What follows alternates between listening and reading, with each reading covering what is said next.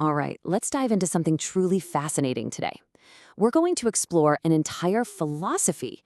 And what's so incredible is that it's all built on just one single, really powerful observation about life itself. So let's start right at the source.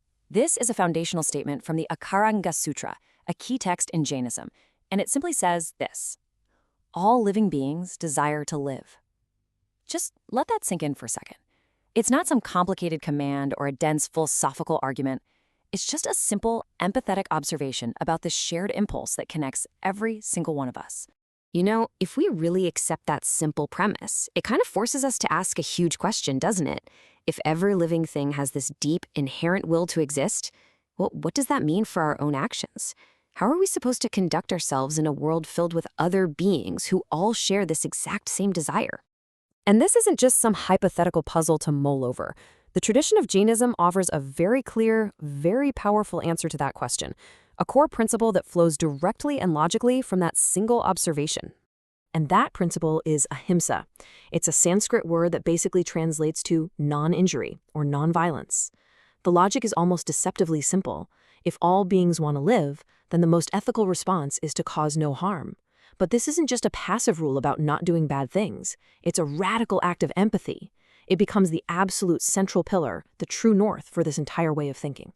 But here's where it gets even deeper. True ahimsa isn't just about physical actions. I mean, think about it. What about the harm we can cause with our words? Or even the harm that starts with our own thoughts, things like anger or greed?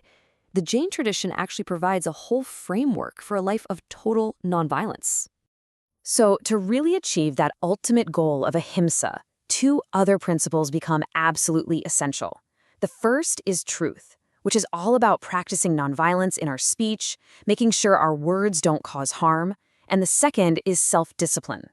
This is about practicing nonviolence within our own minds, taming those internal sources of violence like anger, ego, and greed.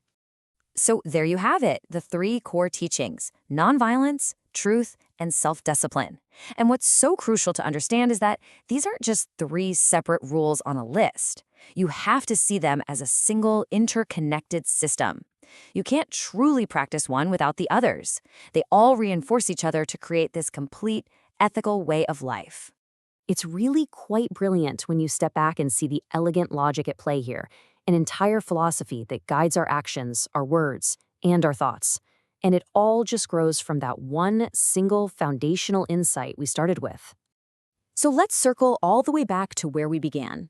All living beings desire to live. After seeing how this one simple sentence can blossom into a complete ethical framework, it just feels more profound now, doesn't it?